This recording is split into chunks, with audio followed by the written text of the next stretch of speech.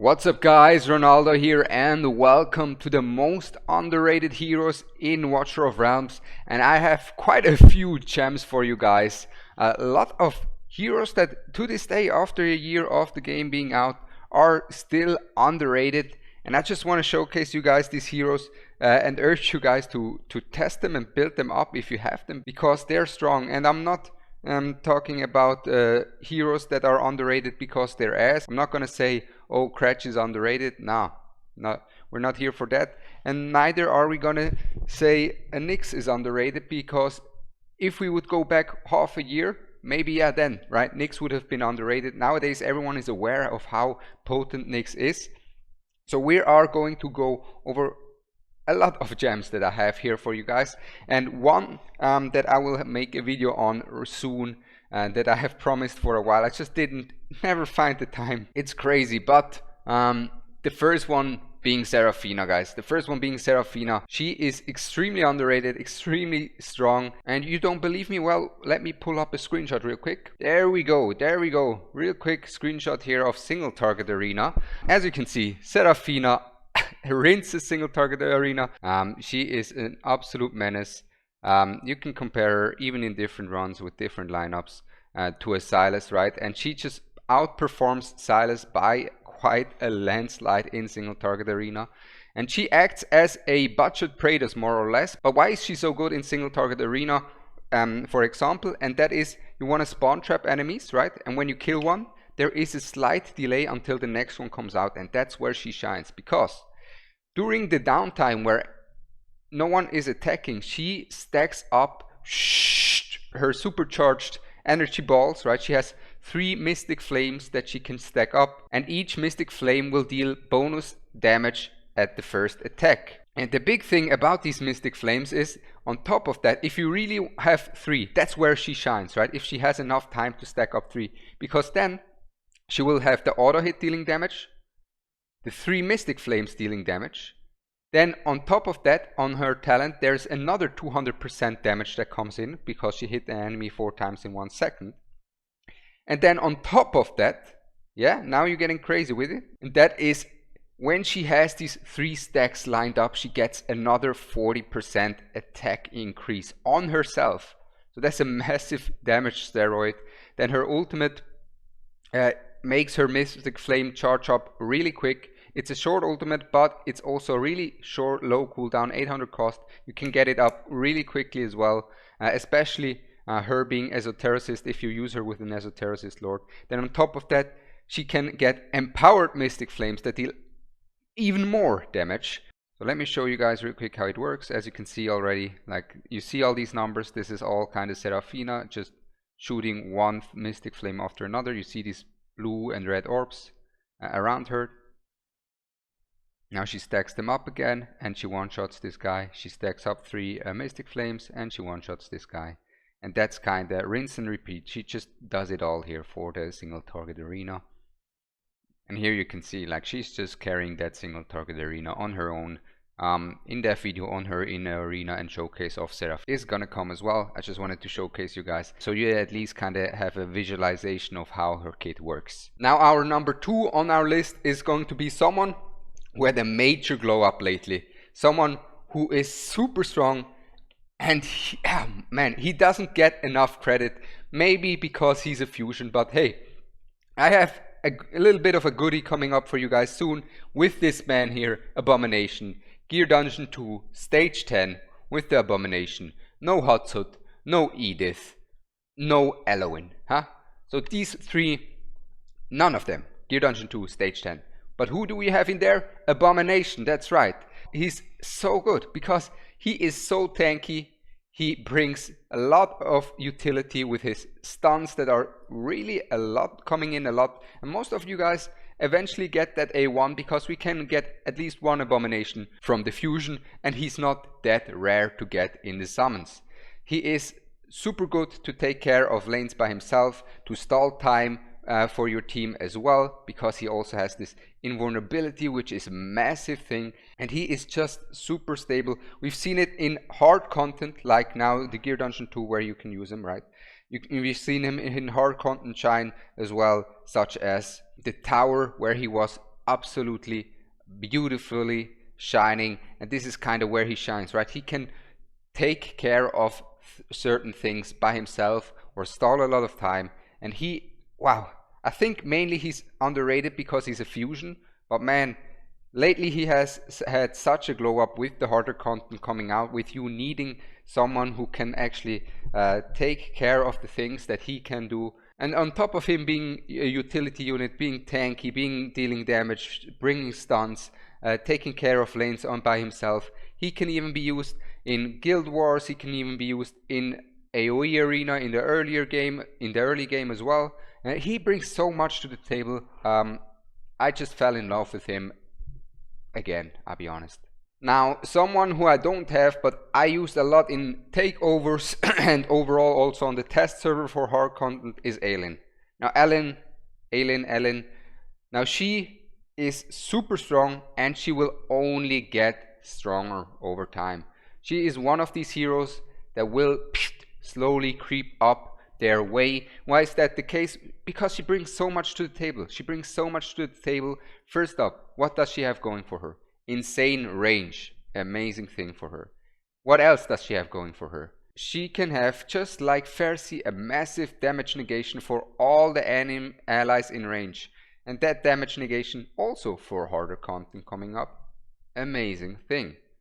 And that's not all. So she already works in some of the hard pieces of content, right? She already works in Zemra exceptionally well as well. And then she has a huge burst healing. And then the biggest thing, which is why I think that is massive for future proof, is because cost. 6 cost, guys, 6 cost. Now, hard content is often defined by you struggling to get the cost out, to get every hero out in time, and having one hero that just all of a sudden costs 10 less brings your team so much more time, brings you so much more time to build up your roster against harder stages coming up in the future. And even now, she is already underrated, and I only see light in the future for her, and one of the heroes definitely that I want the most at the moment. Now let's stay at the Infernal faction and let's go for one of the epics, and that is going to be Titus. Now Titus is nowadays still underrated, but he is just very, very valuable because not only is he by far the best tank for Gear Dungeon 2 Stage 10, right? He just provides this ability to take care of a lane, to tank there for eternity by himself, and that also brings your team not only a lot of time, but also gives your team a unit that can take care of a lane without having a healer. And that's something really important that stalls time. Now, of course, the cost can be a bit of a problem, but in certain areas you can also think of it like this, right? Titus costs 31 cost, but on the other hand, another tank plus a healer costs, right? He doesn't need a healer. So his cost is a tank and a healer, quote unquote. So therefore, Titus, even nowadays, underrated. I think in the future he will have even more places to shine. And I'm excited for my boy Titus, King Titus, man. Next up, another epic. I wanted to go for another epic before we go into another legendary, and that is Astrid. Now Astrid, one of the best AoE fighters in the game. Pretty much one of the highest damage outputs in terms of AoE overall from physical damage. And then on top of that, right, that defense reduction is really what makes her shine so much. Like, she just cracks the defense and bursts a lot. She has a lot of attack, good stats, and also, just like Abomination, Gear Dungeon 10 to Stage 10, even more flexible because you can use her in multiple spots there, and she hits like a truck for AoE, one heck of a unit. And even to this day, still underrated. I think that's mainly due to the fact that she is quite a rare epic to get. So the next underrated hero is going to be Magnus, and he is just solid. He is just a solid hero. He has amazing stats. He has 8,000 attack, and that 8,000 attack enables him to really have a lot of value. You can also, just like the Abomination, use him in Gear Dungeon 2 Stage 10. He does more damage than the Abomination, but he needs some more HP for the better survivability, right? The only downside and the thing that is holding Magnus down really is his range, right? His ultimate doesn't have that much range either, but overall his damage is exceptionally high. Should not be underestimated due to his high attack. He's doing very well in the AoE department. I'm currently testing out a Nightmare AoE arena team where he plays a vital role as well because of his high damage and high numbers coming out. So really his only real pro issue is kind of his range, right? And that's kind of the reason why people are not on the hype on him. If he had a bit more range, even just a 2-tile range, 1-tile range more on his ultimate, he would all of a sudden be an amazing unit for so many more pieces of content. But even with that range he can shine as well because he is quite tanky and does good damage. The numbers should not be underestimated, it's just the range that is his issue. Next up is going to be a starter hero, and that is going to be Theoin. Now Theoin, he's just solid. He's just solid. He is very underrated nowadays because it's not the damage that he is doing, but he provides a lot of utility with his massive slows through his hamstring right here. He is able to slow down enemies. He's meta in endgame anti-air arena. He is good for GVG as well because of the slows.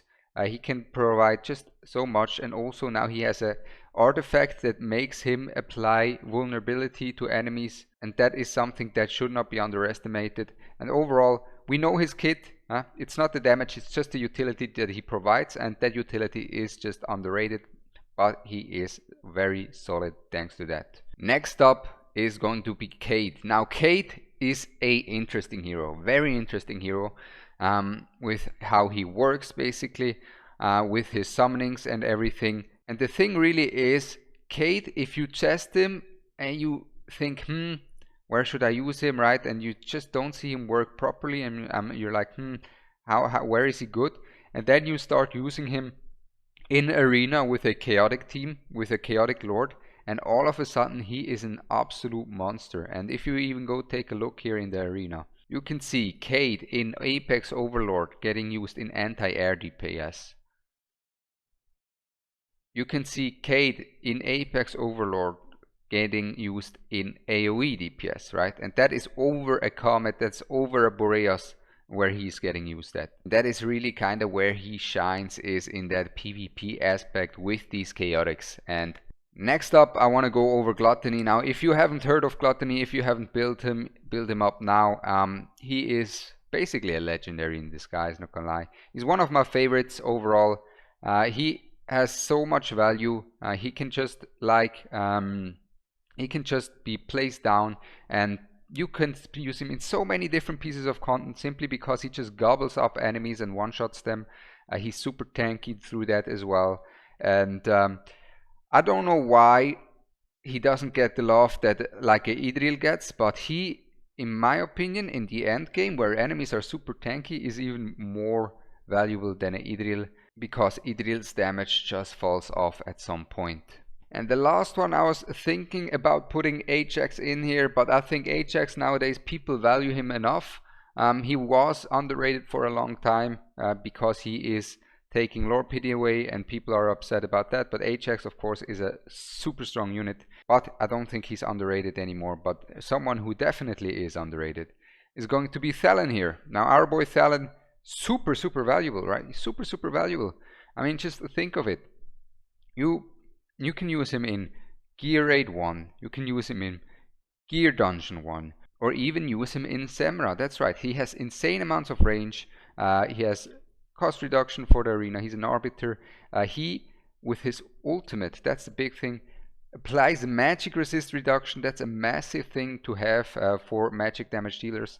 So for Samurai, for example, a lot of people like to use him that have him. I would recommend using him as your stunner for Samurai if you have him. And if you have some magic damage dealers in your team, because with his ult he will shred the magic resist, and then afterwards he will just stun the enemies over and over again with his Gunrir, and this will help against the first phase of Semra, and the magic resist will help your team deal more damage. And that was it from my side, guys. I hope you enjoyed this list. There were quite a lot of heroes in there, but I just wanted to get them all out for you guys. I hope you guys enjoyed it. I'm Ronaldo. Let me know which hero you guys think is underrated, and I'm out. Peace.